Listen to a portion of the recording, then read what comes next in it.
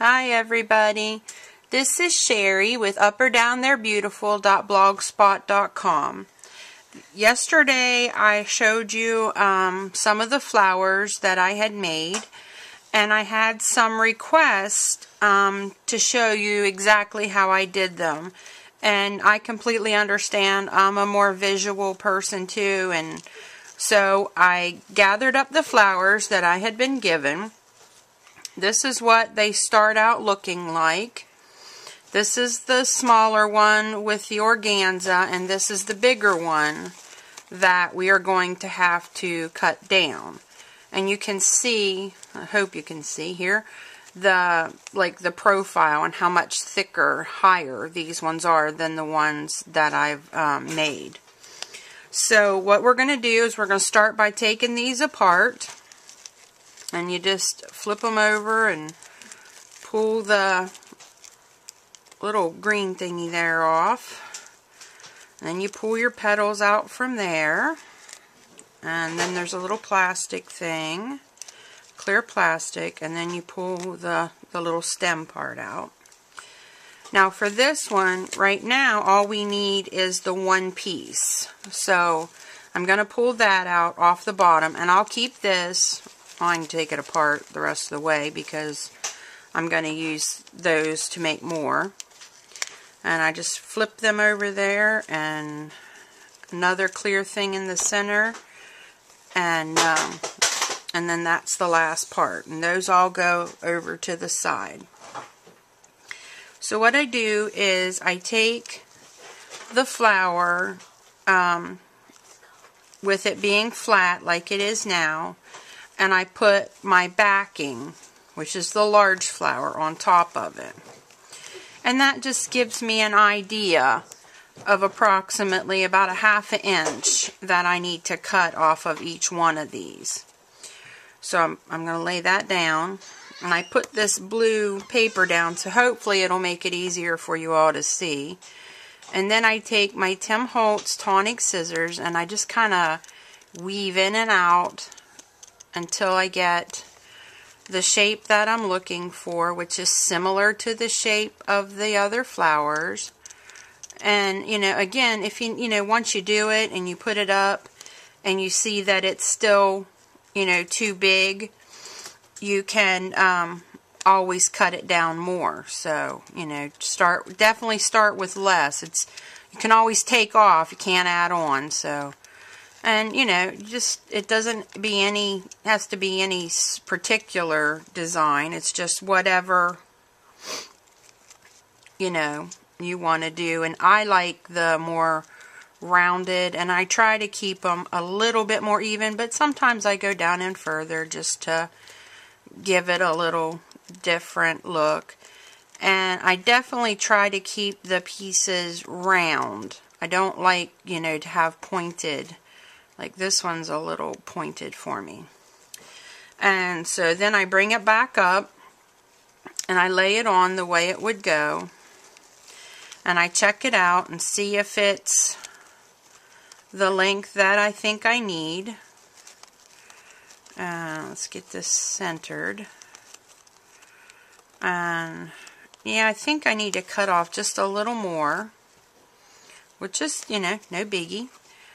And now the one thing I do try to do is try not to cut too much off of the sides. You kind of go more across the top because, you don't want to make your petals so skinny that, they get limp on you. So I think that one's good. I think I need to cut a little more off of this one. So I'm cutting maybe maybe a quarter or 3/8 of an inch off there. And just going over it again. And getting this one finished up here. Okay. Now let's see what we got.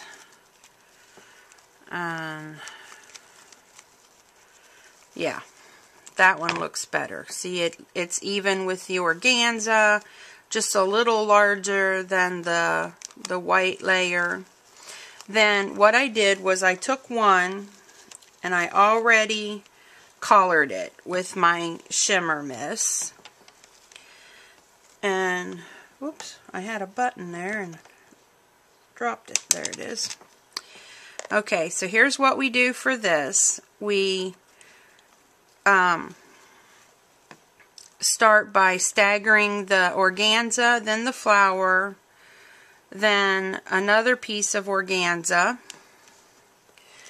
and then the other flower, and then we attach the back again, and we stagger that so that the petals are altered, and I think I like that. So I just bring my hot glue gun in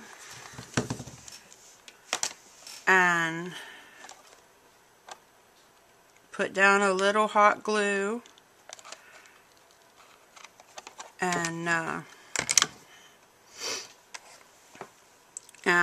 just be real careful with this organza because it's so thin that you have to be careful you don't, and the glue seeps right through, so you can even, use your other petal on top before you push so that you don't get, hot glue on you, which can really burn. And I've seen these people have, what do you call them? I guess it's like a paddle brush, but it's for hot glue, and I'd never seen it before. And, but I think it was really cool, and I think I may have to try to get myself one, because I've never used hot glue as much as I have been lately. And so there's my flower, and the profile is much thinner than the original flower. And I went through the buttons that I have, and I thought that that one matched. So I'm just going to put a little glue back here and put that in the center. Push it down real good.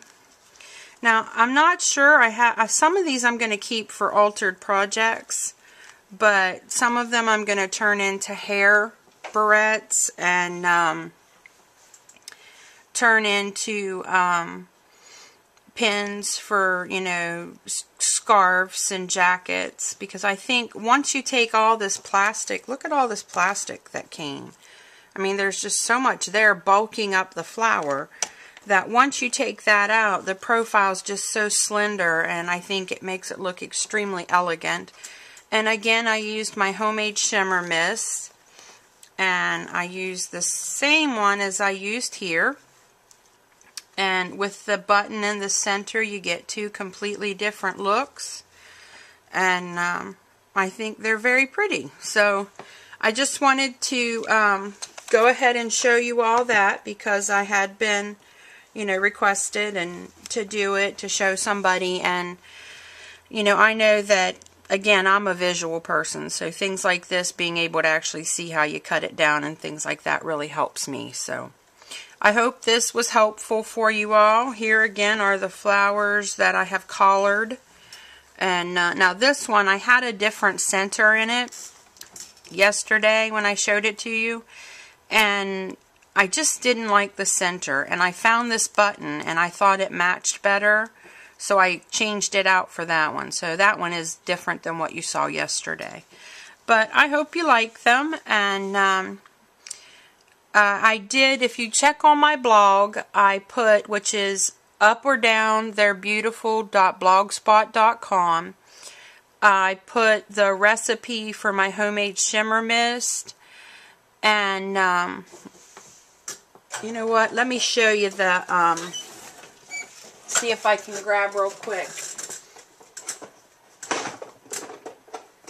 Sorry guys, I'm in my wheelchair and it's making getting to things a little difficult. Okay, here we go. that was not as easy as I thought it was going to be. This is the eyeshadow, the loose powder eyeshadow.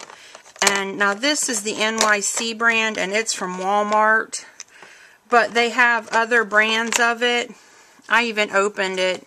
The ones I opened, I put in here because you have to pop the bottom off because there's a little, it's a little weird, but I guess if you're using it for eyeshadow, it's perfect. But it's got this little teeny brush that comes in it, and you can't get the powder out. So to use this, you have to use a screwdriver or a sturdy pair of scissors and pop the bottom off. But I put mine in here, so it worked out better for me.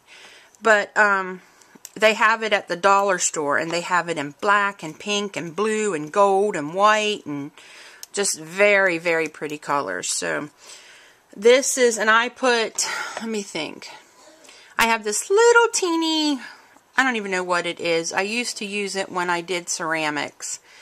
It's not even 1/8 of a teaspoon. But I put 3 of those of the powder, and I used a regular spray bottle. Let me show you what I got here. Just this regular spray bottle.